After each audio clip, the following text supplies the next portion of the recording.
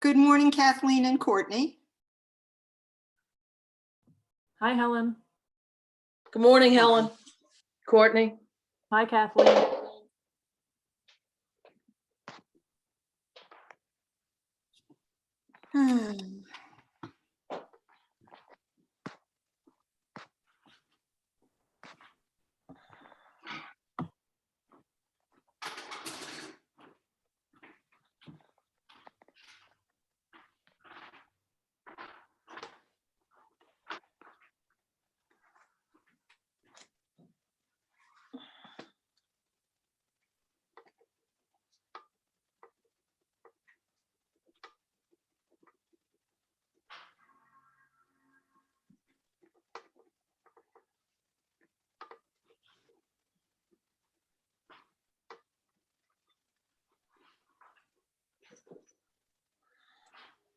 You're just testing 1, 2, 3. It's saying at times my internet connection is unstable. Okay, we could hear you good. Not sure if it's talking about the stream or me. Probably you. The stream is on my end. Cableness is on mine. Are you the one hosting it today? Yes. Okay. Good morning, Chief. Morning, Helen. It's Helen. Lost everybody here. I had. There they are. What? To myself. I'm trying to get my Hollywood squares up and running here.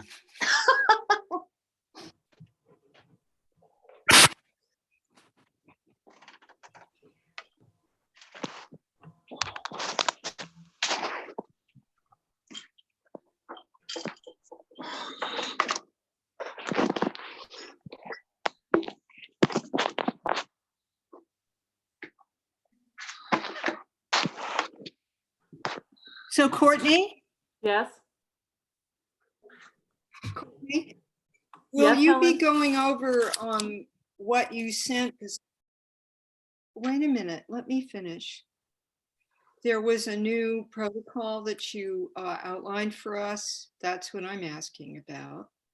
Will you be going over that at the beginning of this meeting, or how should I go and reread it? Do you mean how we're going to be switching from every week to second and fourth?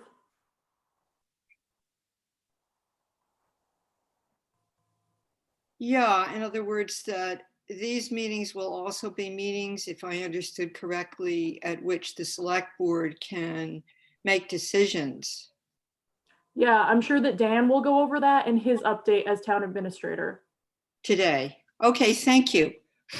Just wondering, because I still have time to go and reread it on the other computer. Never mind, don't ask.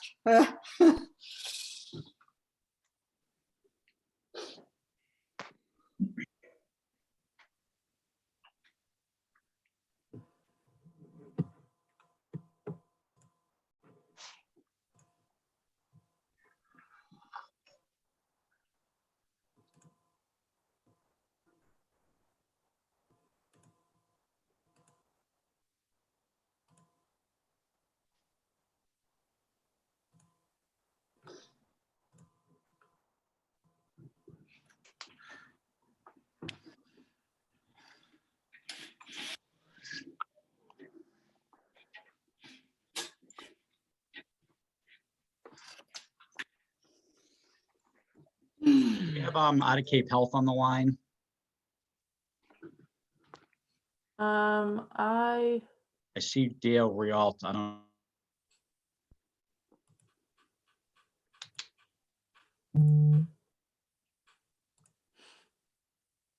don't see Pat or anybody. Okay.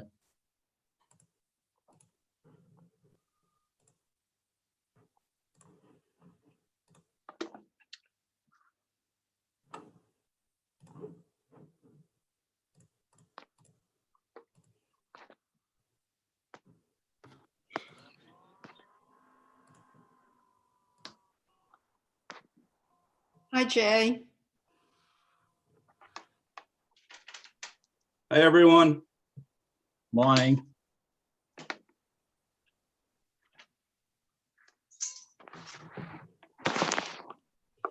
Morning, Helen.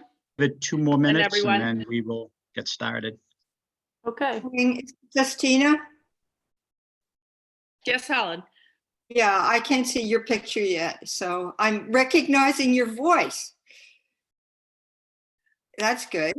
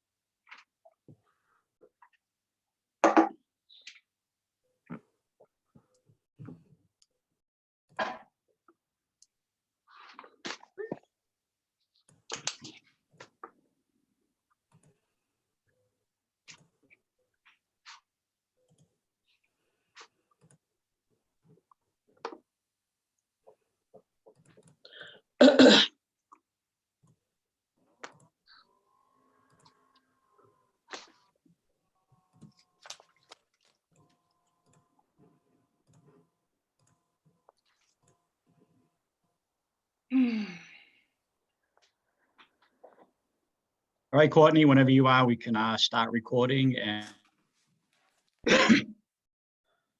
All right, we're set. all righty, thank you. Welcome to Tuesday, May the 12th, 2020 Emergency Management COVID-19 updates. Just a quick, I know Dan, our town administrator, will get into it a little more during his segment. We've been holding these, this is our 7th one with very strong, ranging anywhere from 75 to 100 participants per meeting. When this started, this was, we were in an emergency mode, which we've into mitigation and moving forward here through our upcoming season. That's as loud as it goes. So what we've been looking at now is our Zoom into the community will be shifting to the 2nd and 4th Tuesday of the month.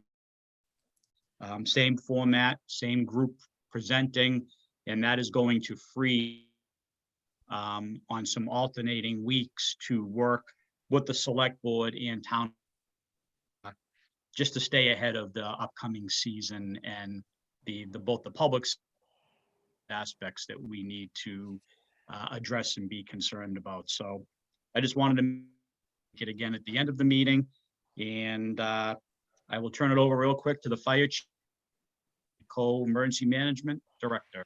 Chief. Good morning, everyone. Thank you for being here again. Yes, just briefly, and Chief Hurley and I went over this last week. With things starting to move in a little different direction, we thought it'd be better to alter the meeting schedule, and we proposed that to the emergency management team. I think this is going to allow us to be more productive, particularly as we move into the unknown of the summer season. So there'll be more on that to follow. Thank you, Chief. Great, thanks, Chief. I appreciate it. Again, this usual format. We'll start with the health department and out of Cape Health if they are working our way down through DPW, community services, fire, police at the Shellfish, Jennifer at the library, and then through town select board members. So let me get started this morning. We will open up with Hillary, Health Department. Good morning, Hillary. Good morning. Good morning. How are you? So I thought today I would briefly touch on the 4-phased opening approach in Massachusetts. I'm pretty sure folks have seen it. The unfortunate thing is that we still don't have a whole lot of guidance on what that means. So for phase 1, we know that limited industries are going to be able to resume operations with severe restrictions. As I just said, we don't know what is in that list of limited industries. We still have our essential businesses that are up and running. In addition to that, we have golf courses allowed to open. So limited industries, we're still waiting to get that list. Phase 2, they're calling the cautious phase. And that will allow for additional industries to resume operations, again, with restrictions and capacity limits. Phase 3, they're calling the vigilant phase, and that's going to allow industries to resume operations with guidance. Sounds like some of the restrictions and capacity limits will be reduced in phase 3. And phase 4, I don't even think we need to talk about at all. That's going to be the new normal. And we'll get to that when we get to that. So what I did want to focus on is what DPH has developed are the mandatory workplace safety standards. And this is going to apply to all businesses that are going to be opening or are opened currently. And it applies during phase 1, and I imagine it's going to apply in phase 2 as well. So, of course, the first one on that list is social distancing, which we've all been practicing so well. And that, again, requires that all people, this applies to customers, employees, and vendors, must be 6 feet apart at all times whenever that is possible. So these protocols should be in place to ensure that folks understand what that means. And individuals can certainly host training opportunities for their staff. There are posters and flyers available on the DPH website that I can get into your hands if you need them. Signage is going to have to be posted around your establishment depicting what social distancing looks like, and face coverings or masks will be required for all of those folks that you're interacting with, your employees, your customers, and your vendors. The next part that's featured is hygiene protocols. So you're going to have to provide hand washing capabilities throughout the workspace. You're going to have to ensure, I know this sounds silly, but ensure that folks understand how to properly hand wash, and we can certainly help out with that as well.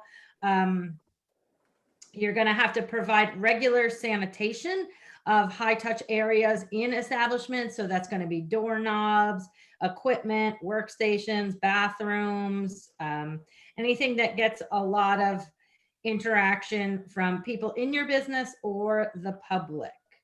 And there are requirements for your staffing as well. So they are going to all have to be trained on social distancing, as I said previously, and hygiene protocols. So hand washing and when to disinfect surfaces and how to properly disinfect surfaces.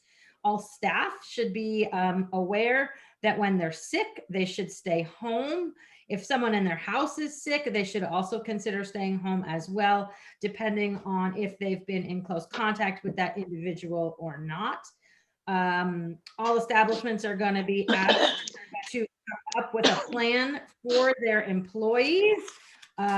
This plan would cover what happens if someone gets sick at your house, what happens if someone gets sick at your business, a return to work plan. So what's customary and what we've seen is sort of this 14-day quarantine period. So if someone gets sick, we ask them to stay out of work for 14 days. If they test positive for COVID, obviously those return to work policies are a little bit different. So each case is going to be unique, but we can work on general return to work policies and plans. Cleaning and disinfecting, which is our main line of defense here as well. So all of the establishments are going to establish and maintain cleaning protocols, which are specific to their business. So each business type has different requirements for cleaning and disinfecting their spaces. And all services are going to have to be disinfected at regular intervals that are appropriate to each business. So we're going to ask the businesses to think about that as they move forward, how they're going to clean and disinfect. And obviously, when you have an active exposure of an employee in your establishment, you must clean and disinfect right away after that takes place. So those are some of the things we're working on and actively thinking about. We have another sort of checklist for restaurants and food service establishments, and we're working on various sheets for different types of businesses to move forward with. So if anyone has any questions, please do reach out. I still have some face masks available also at my office. I will be there tomorrow and can put them outside the door if you're in need. So please reach out and let me know. Thank you. Great, thanks, Hillary. I appreciate it. As Hillary was speaking about masks, our emergency management team has been in consultation on purchasing some mass bulking of non-medical grade masks for towns so that we can have them at town buildings.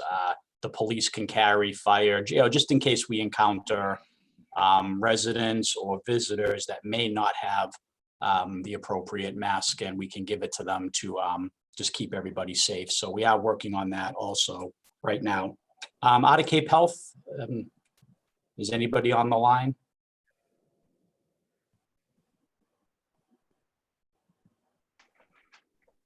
All right, seeing nobody, we can check back if they do log in. We will move on to the Department of Public Works, and I see Jay Norton on.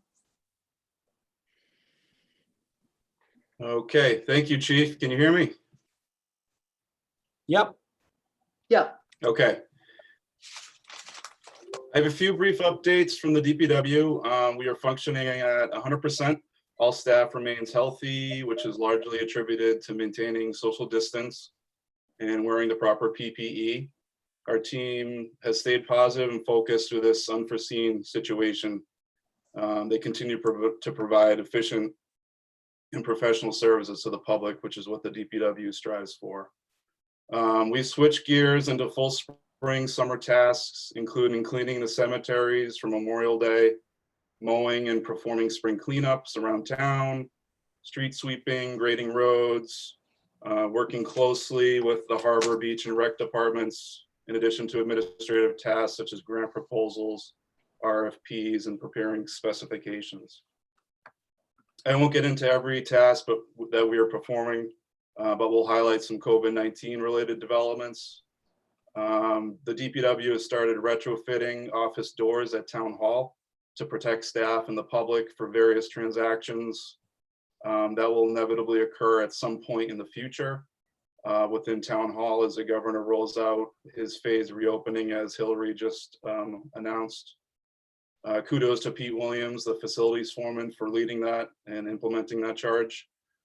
We have also been placed on a waiting list to purchase electrostatic antiviral fogging machines that will provide more effective and in-depth disinfectant cleanings of town facilities and vehicles to protect the staff and public. So we're not quite sure what the lead time on those are yet, but we have been put on a waiting list. I've done a lot of research and reached out to a lot of companies around the US to see who's supplying those. And it looks promising that we'll get something within the next few weeks. So that will be huge. Transfer station, the implementation of single stream recycling has been a huge success. Kudos to Mike Sakali, transfer station foreman, and his crew for the innovative thinking to keep everyone safe over there. We have been working on a plan in the meantime to reintroduce pay items and other services to the transfer station, including demo, yard waste, metal, marine debris, and other services. And we'll be ready to implement that once the governor finalizes his phase opening in the next week or so. So we are working on a plan there. And I think Mike Sakali is on the line. So if anybody has any other questions related to the transfer station, he'd be happy to assist in that. In conjunction with the town administrator, we are coming up with language to establish one-way pedestrian flow along the sidewalk at the pier as a recommendation from Select Board Member Bacon. We will be phasing trash barrels back into service around town in a prioritized manner. So please stay tuned for more information on that. And that's all I have from the DPW. As always, please check the COVID-19 page on the website for the latest information and updates. And thanks for all your continued support and patience. Back to you, Chief. Great, thank you, Jay. Thank you for that update. We'll move into community services this morning, and up there, Suzanne. Morning, Good Suzanne. morning. Community services, Council on Aging is status quo. We continue to deliver food, pick up mail and bring it to people, pick up prescriptions and bring those to people. We are moving into our 4th week of delivering food to over 55 Wellfleet residents on Fridays. we recently received plexiglass face barriers that will be on the front desk and be available to anybody who meets with someone in their office when and if we are allowed to have people back into the building. The beach program is on hold with final planning for the summer based on two things. The Board of Select Board, excuse me, have a number of items on their agenda tonight to discuss and decide. And we still have not received the state guidelines on opening beaches and recreational areas. I did see a draft version of the state guidelines, and I am happy to report that most of the pre-planning that I've been going through with various department heads is right in line with the state. So when that's finally out, we will know. And that's my report.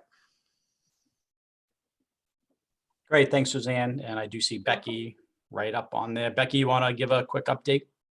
Yes, thank you. Good morning, Chief. I just wanted to give a quick update on the Recreation Department, what we're doing to get ready in anticipation of the governor's detailed guidelines on reopening recreation facilities and conducting summer recreation programs for children. The department has been using CDC recommendations to plan for modified versions of our programs and prepare to offer virtual ones where necessary. We also have been conferring regularly with Outer Cape Rec departments about these issues as they relate to how these federal guidelines relate to our unique concerns. Construction on the pavilion at Bakersfield is scheduled to begin at the beginning of June. We are continuing our popular birthday caravans for all Wellfleet Elementary School students and are planning a similar type caravan parade celebration through town for graduating high school seniors from Wellfleet in early June. So stay tuned for that. I would like to thank again the Wellfleet Police and Fire Departments for their steadfast support of these efforts. It means so much to families to be able to recognize these milestones at this time. Our fitness videos continue to be very popular. Many thanks to Selena Austin, Wellfleet Police Dispatcher, for the latest installment. We are continuing to offer virtual programming on the Google Meet platform. We are also working on offering a weekly concert featuring some of the many talented local musicians using the Facebook Live and Google platforms.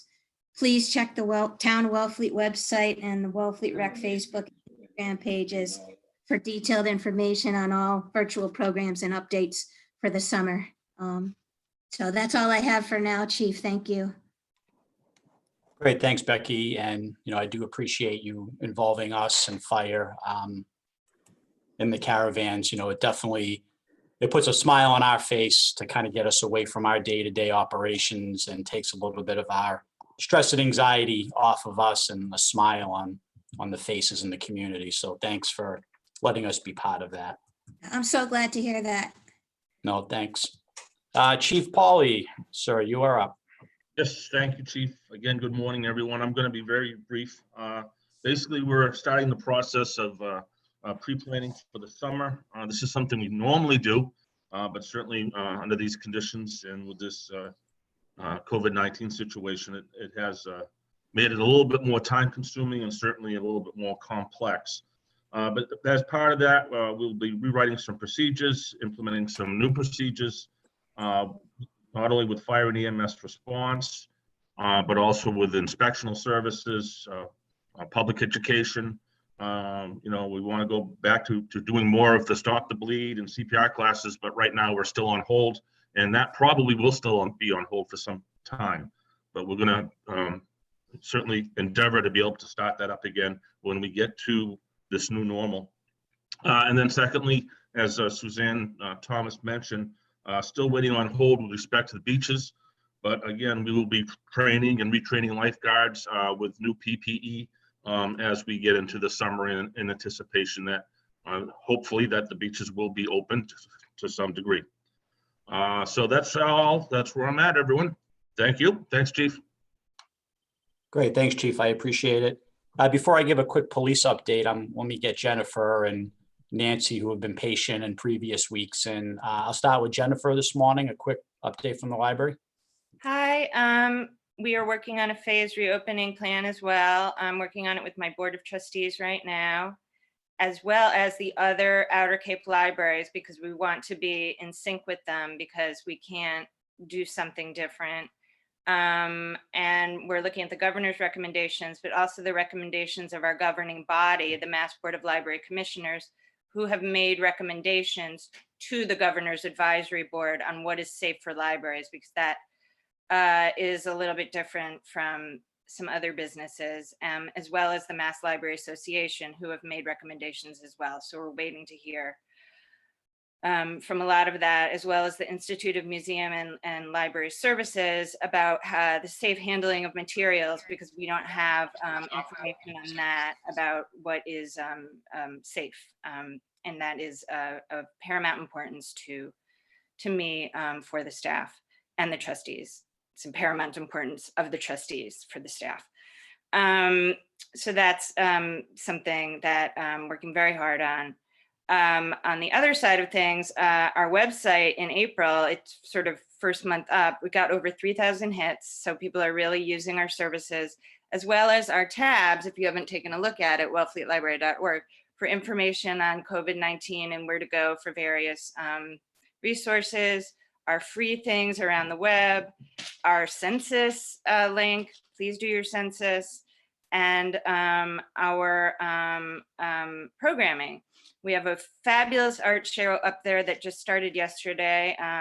Naomi put it up there. It's amazing. It's called Isolation Inspiration, and it's pieces from people all over who either created these pieces while they've been in isolation, or shared pieces that were from their catalog that were inspired by being isolated. And it is just incredible.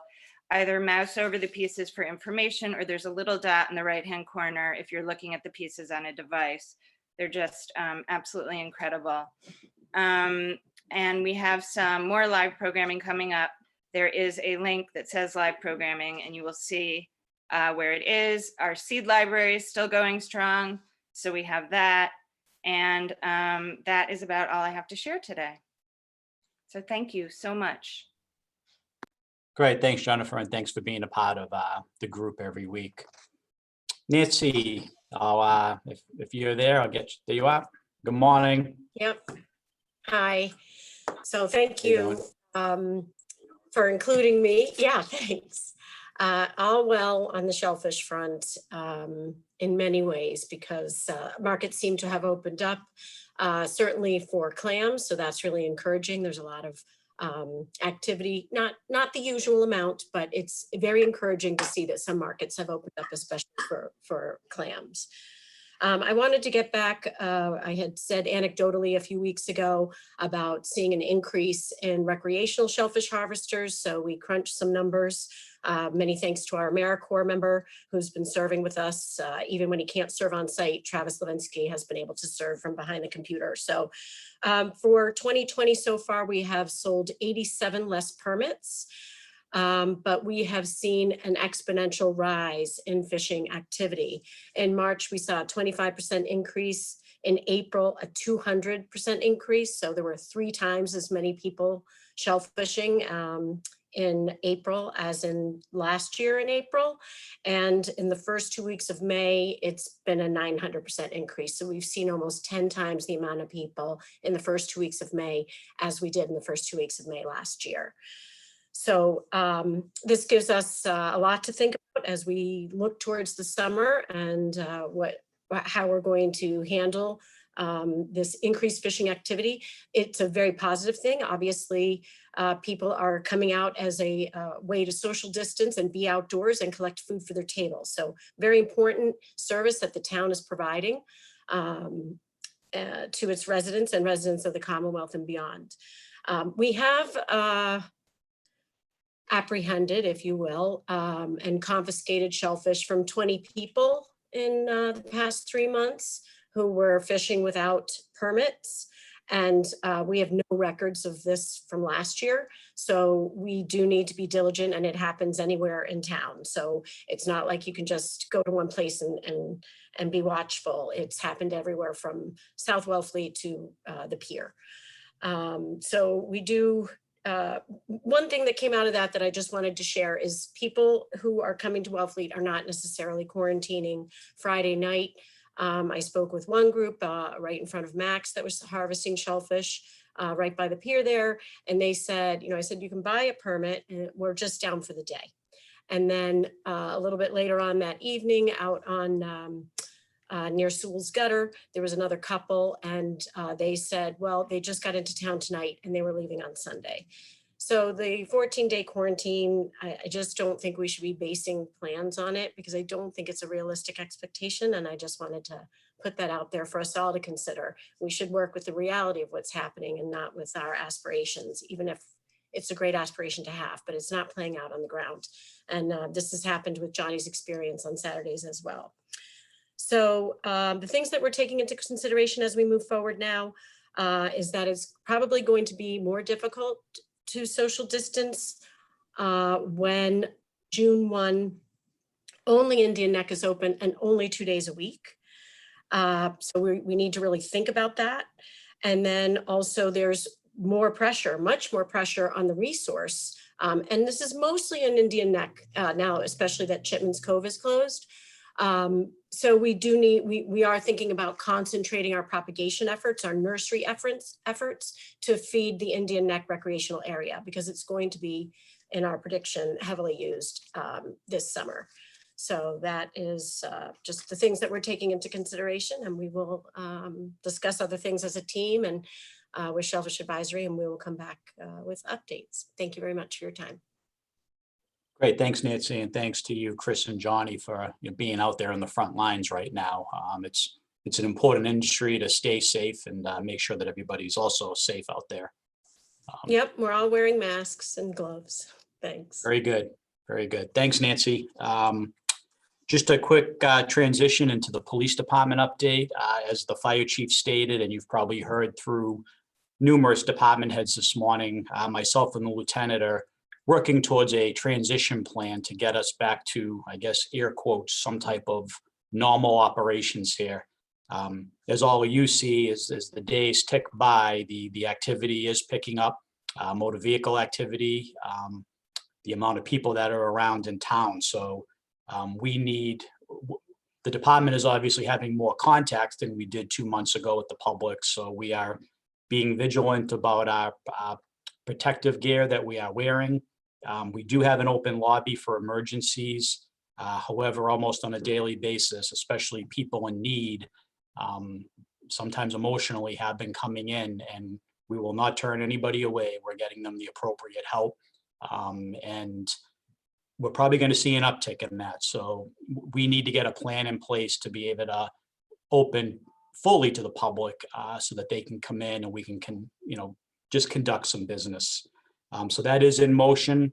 And one thing you may start seeing, not only with Wellfleet, but in your out of Cape towns, is a increase in some motor vehicle enforcement. I think that we are seeing a huge uptick and a rash of complaints on a daily basis of aggressive driving, excessive speeds, and it's to nobody's fault, but to keep staff safe in all law enforcement. Obviously, there's been a pullback a little bit on motor vehicle enforcement. So we will be getting back to that. And again, with us, it's always purely educational. And my big drive with my staff is to make sure that we are doing these safe, both for the officer and for the operator of the vehicle. So just don't be alarmed if, during traffic stops, if you see officers out there in the proper protective gear during stops. So I just wanted to put that out there. And finally, just a big thank you to my staff. I have a civilian staff of 5 dispatchers and a clerk, and a sworn staff of 14 police in some summer. And they have been phenomenal. I mean, we transitioned overnight from day-to-day operations to basically almost shutting down, talking to judges via video phones. It's been a whole new world for us, and it's been a long 2 months. And now as we transition to the summer, there's a lot of anxiety for the staff this summer. I mean, we may not have all of the scheduled 2020 events. However, what the summer is going to bring is what's bringing us some anxiety. We really hope that those that are visiting will respect our area, our health, our public health, and those that are local, be patient. We are working on it. It is never going to be perfect. However, the last thing we want to see is an uptick in confrontations. And, it's a very emotional issue. I think some people are at the end of their wits about it, which is not helping either. So I just want to put that message out there, that thank my staff. And, we will be out there this summer. We will be vigilant and we will be safe out there as we move forward. So thank you for your continued support. Dan Hort, our town administrator. Dan, you're up next. Good morning, everybody. First of all, I'd like to say thank you to the DPW and specifically to Pete Williams for the work that they did on changing the doors in Town Hall. It was done quickly. It's going to make things safer for both the staff and for the public, and they've just really stepped up on this. As Jay mentioned, we're working on getting some signs up for around the pier to indicate for walkers that it's a one-way walk to make people safer when they're out getting their exercise. Also wanted to mention that I'm involved in probably 4 or 5 calls each week that are with either the entire Cape, the outer Cape, people just involved in the Nauset Regional School District, and we're all talking to each other, giving each other ideas of what we're seeing, what we need to do, and how do we move forward during all of this. In addition, Courtney Butler, Mike Travato, and I were involved in a conference call with the Wellfleet Chamber of Commerce. We're totally aware that our business community is going to be hurting as well. And so we're trying to help them, see what we can do to help them, but understand them as well and listen to what they've got to say. And that'll be an ongoing communication with the administration and with the Chamber's office and their board to try and work on things that are going to keep everyone safe, but also help them maintain their business. So we realize it's a scary, tough time for everybody, and we want to acknowledge that our business community needs our help as well. So one last thing that we're doing, which was based on an idea from Assistant Town Administrator Mike Travato, is we are going to work on creating a series of public service announcements. And those announcements, the first one I hope we get to is, if you're a visitor to Wellfleet, this is what we expect from you. We know we will have visitors to Wellfleet, people who perhaps don't live here year round. In the past, we've always welcomed them with open arms. Our arms are a little bit less open this time, but we still want people who come here to be safe and to not put our residents in danger. So we want to advise them that they need to be wearing masks at all times and what we expect of them as a visitor to Wellfleet. So you'll start to see these as they get produced with the help of Mia Baumgarten, our channel operations manager.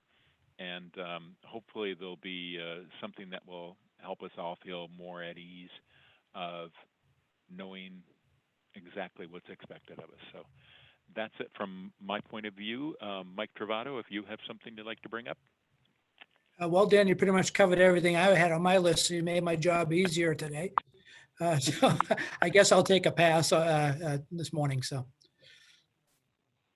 Either Dan or Mike, if you don't mind, I know on the select board's agenda, or if not an agenda item, it's a discussion item tonight on us reducing these to twice a month and increasing some other meetings with staff and the select board. I don't know if you just wanted to, as they say, just throw that out there today for tonight's discussion. Sure. What we're looking at doing is we're realizing that during this emergency, the select board need to meet more often than just twice a month. So what we're going to do is we're going to transition to a stage where starting next week, this 10 a.m. call will be a meeting of the select board with the emergency task force team to discuss the current issues and decisions that the select board needs to make. It will still obviously be open to the public, and we still want to hear from the public, but we're posting it as an official select board meeting with an agenda so that select board meeting members can discuss ongoing issues and make decisions regarding those issues. So if any member of the public has an issue that that they want the select board to discuss, don't hesitate to send them an email.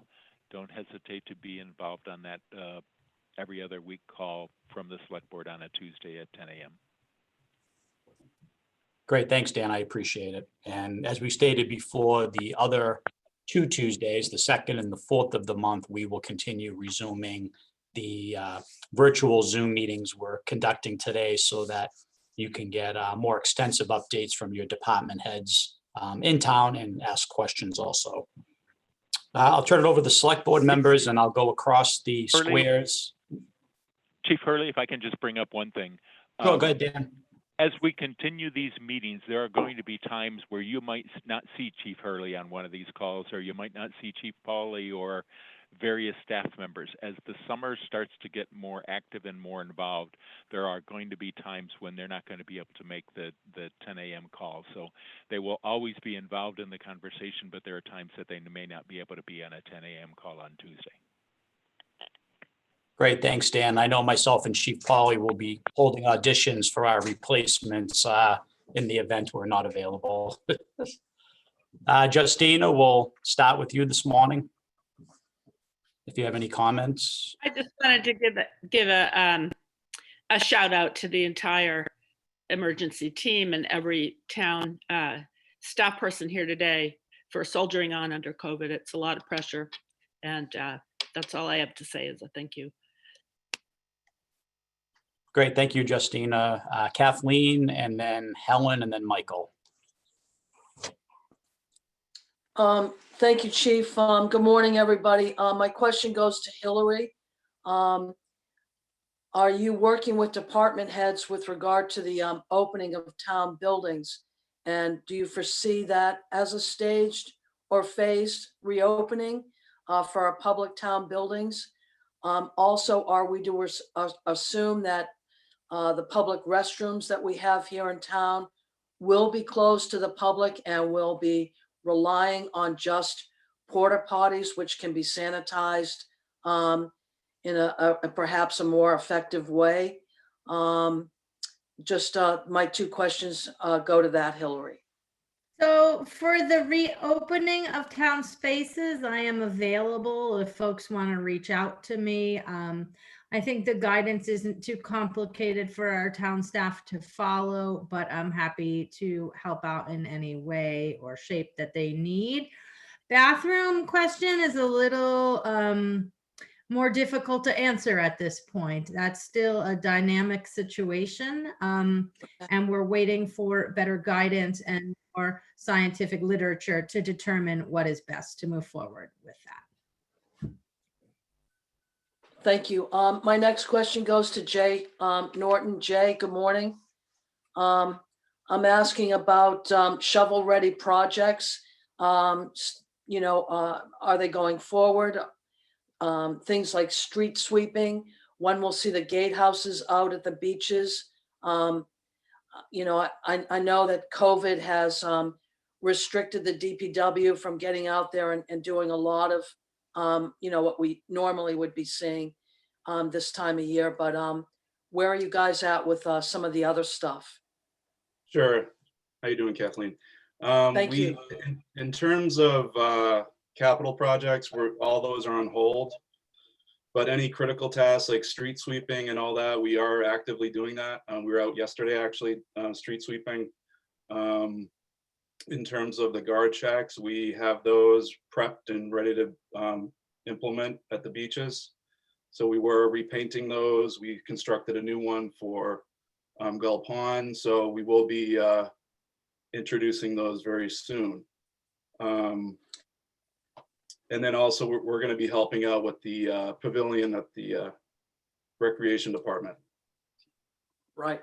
Are we foreseeing that those gatehouses or guardhouses will have plexiglass dividers as well, or what are you thinking there? We haven't approached that topic yet, but that's definitely something we can consider. We do want to make sure that the beach staff is safe with the proper PPE and all, the necessary equipment. So we can work with Suzanne on that. We're all ears at this point. Great. Thank you, Jay. That's it for me this welcome. morning, everybody. Thank you. Great, thank you, Kathleen. Helen, good morning. Good morning. I have a series of questions, starting with one directed to Hillary and Jay Norton and anybody else that can help. We still don't have a lot of science about the prevalence, the persistence of the virus in, for example, pond water, where it's more of an issue, let's say, than it is with salt water, with twice daily flush of the tides. Would it be a good idea to have a sign saying not enough is known about this, a brief sentence about that, use the pond at your own risk, swim at your own risk at all our town landings at ponds, because this could be a liability issue, and it also would be just a humane way of alerting people to the fact that just as standing in the vicinity of someone who's breathing outdoors, even outdoors, could be a risk. It's a special situation, and I know that a lot of people haven't thought about it. So that's my first question to Jay and Hillary specifically. I don't think we're ready to post a sign that says that yet, Helen. I think we know that the virus is highly degraded in the presence of UV, and we know that the sun will shine this summer. And if we were going to post that sign, it wouldn't be specific to COVID, because we have, bacteria in the ponds. There are all kinds of things in the pond on a daily basis. I just haven't seen good research saying that COVID is surviving in pond water. It's more of transmission from person to person. To that point, many people are in the water next to each other, and other mammals use the water. And this is why I agree with you, not enough is known. But the town regularly tests the water in the ponds, and people who come here are familiar with that. This is a new situation, and we don't know enough about it. So that's just my point about that. Okay, second thing, has there been coordination on the part of the health department with the National Park Service, and also on the part of the beach administrators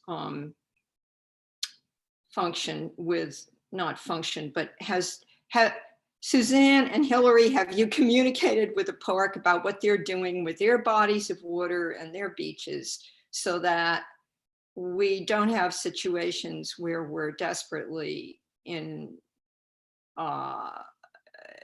not disagreement, but not in compliance with what they need? Because our beaches, as we all know, lapse into being National Park Service in a sort of invisible line.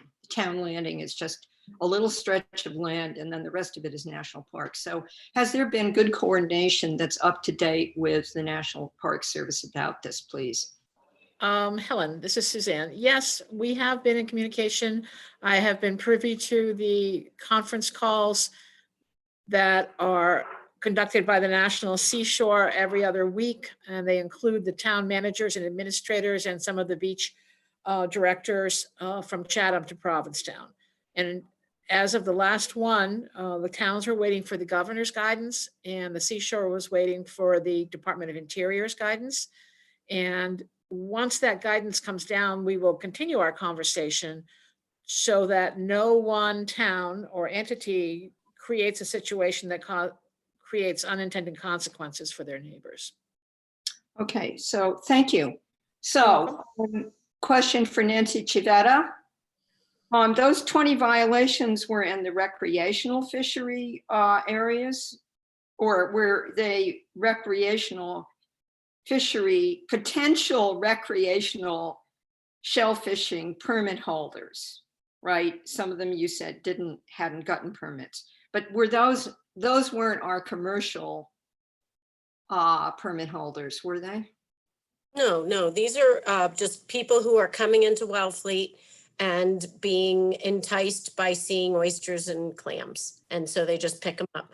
And they could be anywhere from a commercial fishing only area like Mayo Beach to Indian Neck.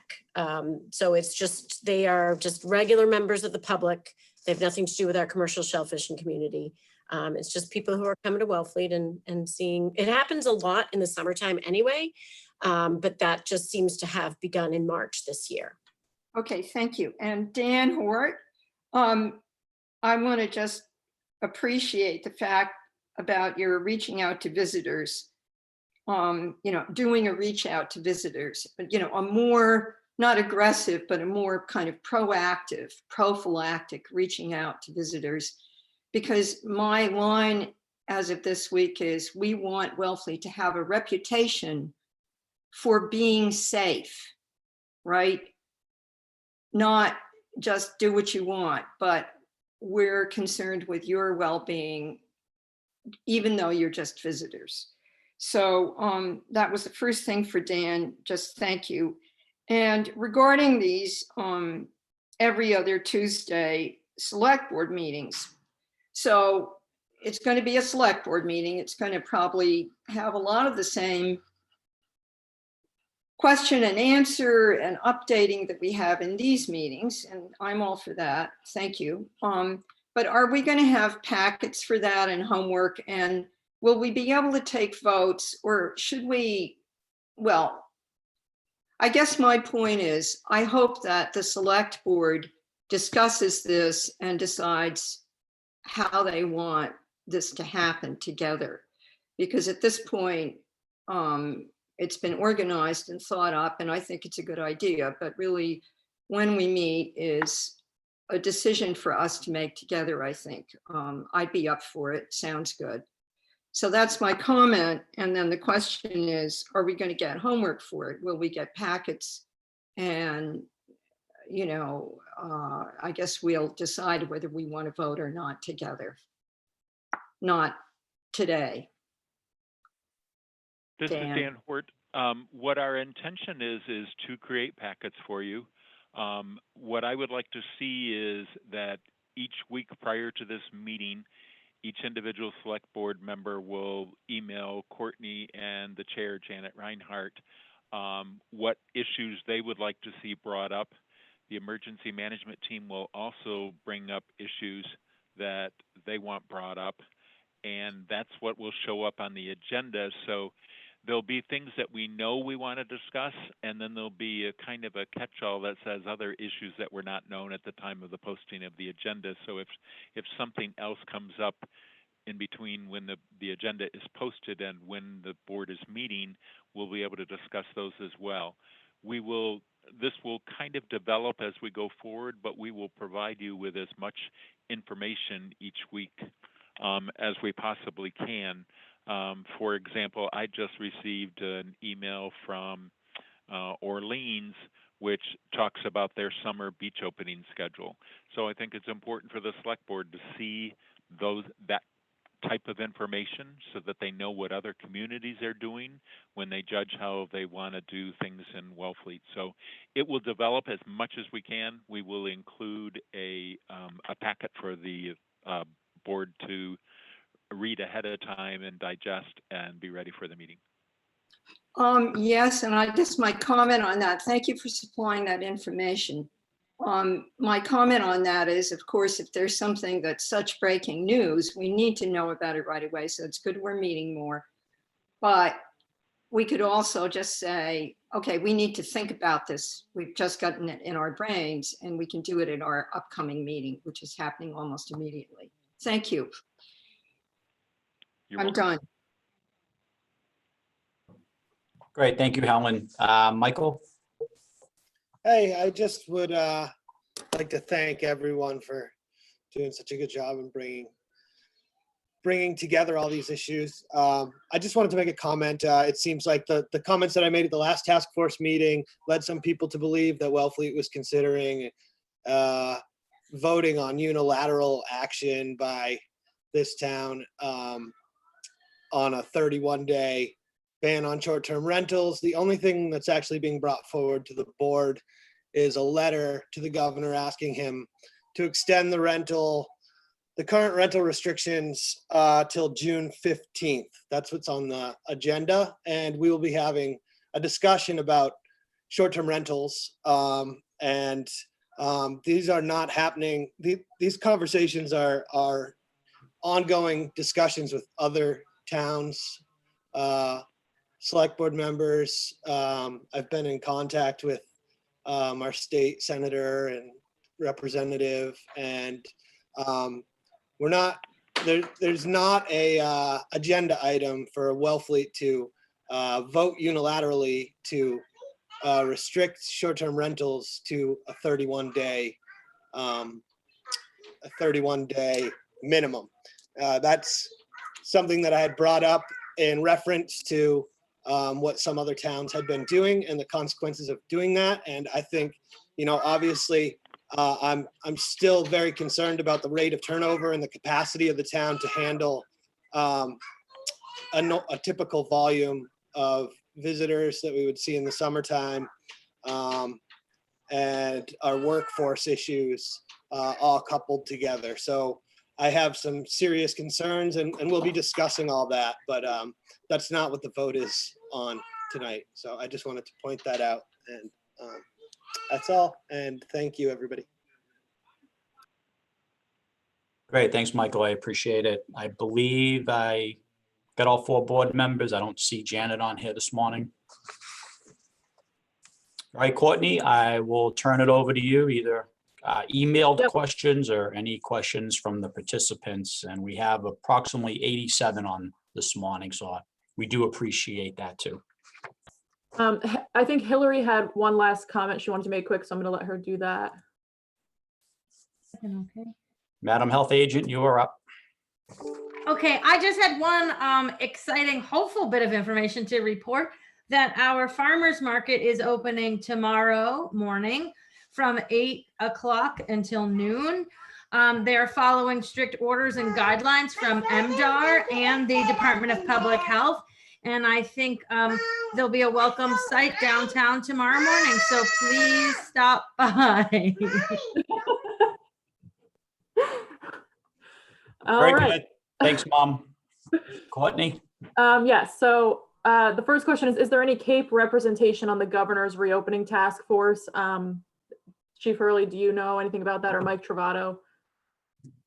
Not sure if Mike has Yeah. further information. I do not believe that I know of anybody directly from the Cape.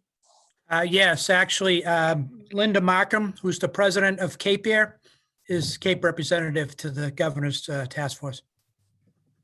Thank you. The next question is for Jay Norton with DPW. Will DPW be replacing doorknobs with door handles which limit the contact to open them?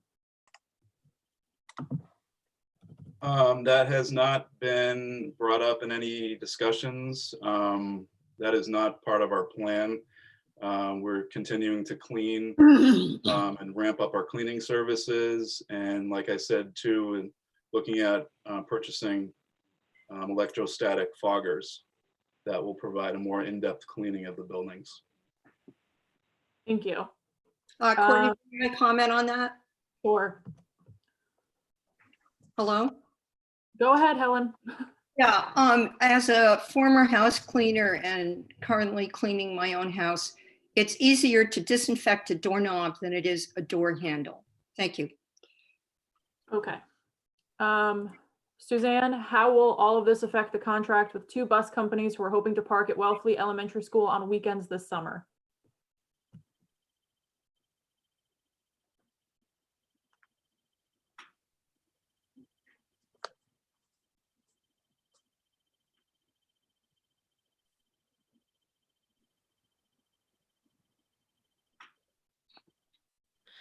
I'm sorry, But- was that question directed to me?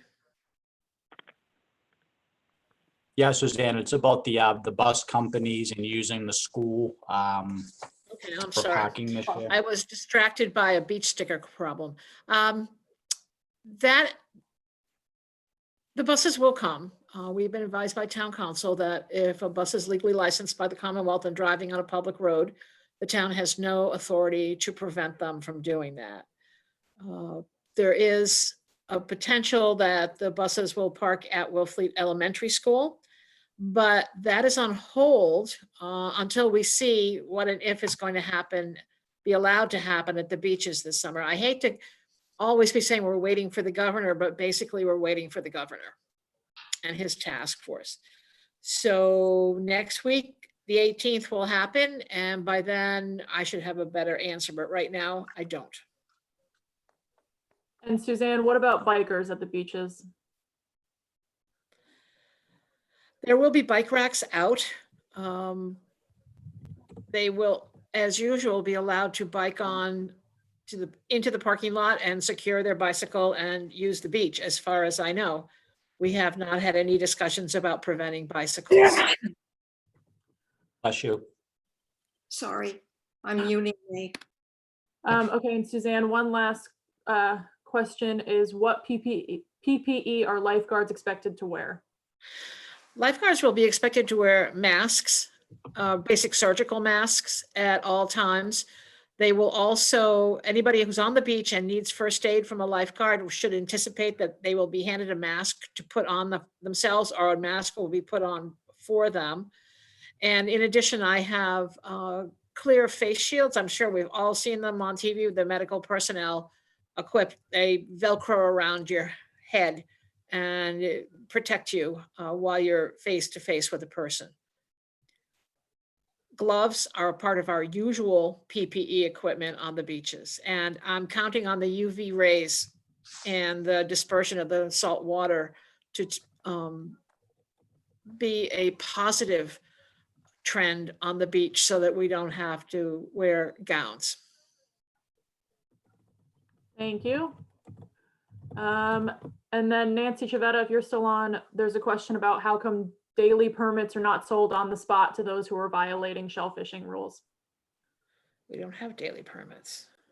Yeah, we don't have daily permits, and our much like Chief Hurley was saying, you know, it's about educating people. And that's our first tactic always, is to first conduct education, verbal education as our first encounter with people. So there's a follow-up question as to why we don't have daily shellfish permits, if you want to take that on or just leave it at that. definitely not, it's never been brought up before. There's been issues with family permits, and I brought that to the Shellfish Advisory Board before, and I think this was maybe in 2018. And there, you know, it's been like this in Wellfleet for a while, and it seems to be working. Honestly, I don't have the capacity to take on the influx of people that would be purchasing single day shellfishing permits. I do get these types of questions from the public, but it's not something that has ever gained legs with Shellfish Advisory Board, and certainly not from me when we only have 3 people on most of the year. So we don't have the capacity to take that on. Thank you. Chief Hurley, is there any more information on how to volunteer for the Medical Reserve Corps? Actually, I appreciate that. I had some notes jotted down. I have had some members of the public that have reached out to me, 3 in total. What we were looking for, and it's not a perfect world, is to use the Provincetown model, which really was a grassroots, ground up group that came together. And I do appreciate those that have reached out to me. I'm trying to find a way to get them all interconnected, and if any or one of them would want to take that project on.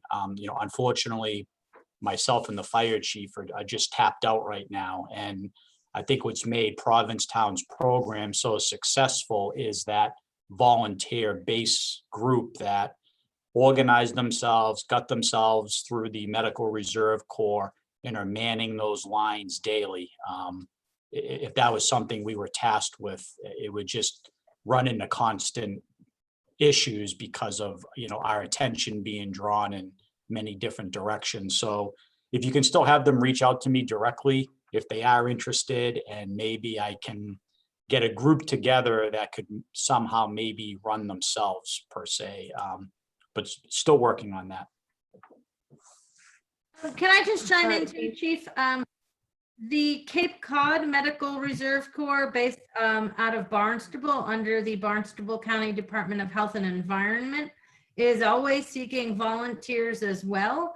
And we had a push several years back to recruit members of our community to join that organization. So if we don't have our own organization in town, folks can reach out through Barnstable County to the Cape Cod Medical Reserve Corps. And they're a really active group, and they have trainings and recruitments pretty regularly. So that's a good one for folks to reach out to as well.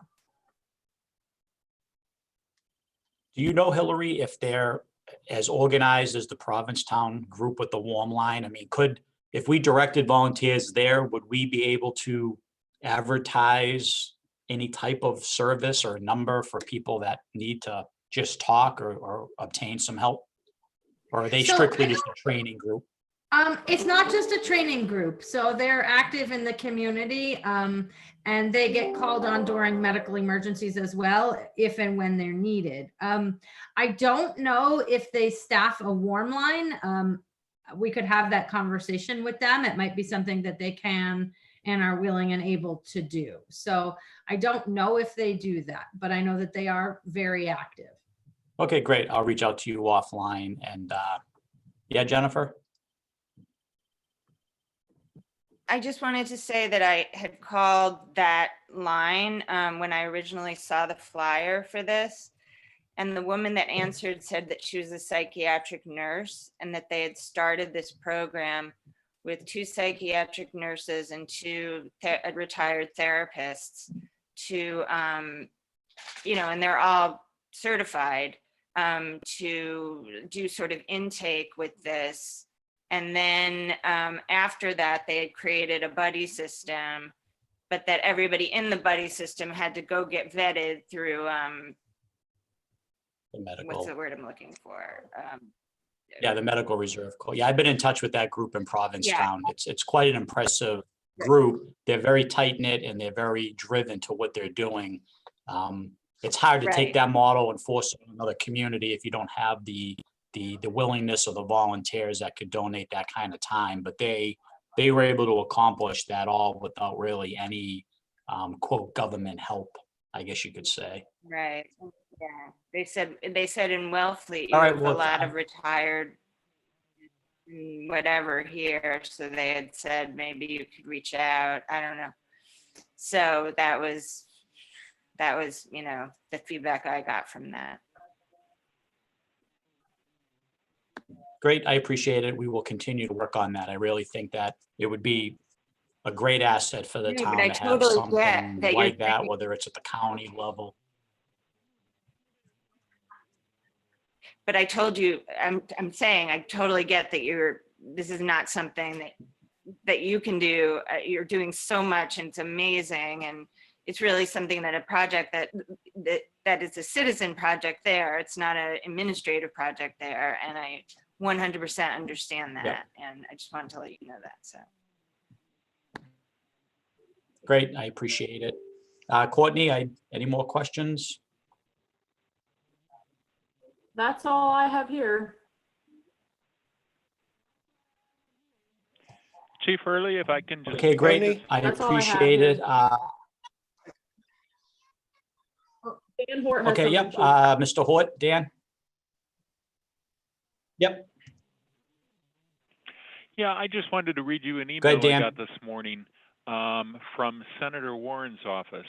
And Senator Warren's office is reaching out to let us know that Outer Cape Health Services is being awarded a Health and Human Services grant of $356,000 for the expansion of COVID-19 testing.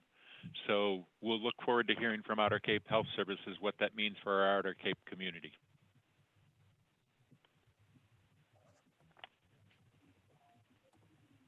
Great, I appreciate that, Dan. That's great news.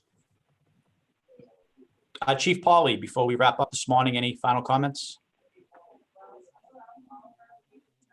Well, again, as this is for our 7th meeting, I think we've had a lot of good information come back and forth.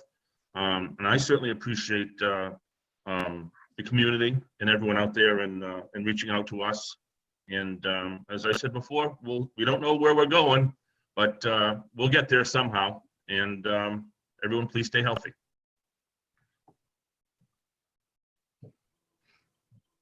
Great, thanks, Chief. I appreciate it. So again, next Tuesday will be a 10 a.m. select board meeting with most of the staff you see on here today. And then we will resume our emergency management COVID-19 updates with the virtual community May 26th at 10 a.m., all published on the town's website.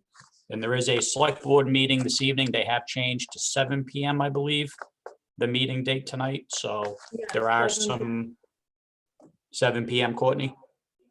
Yep.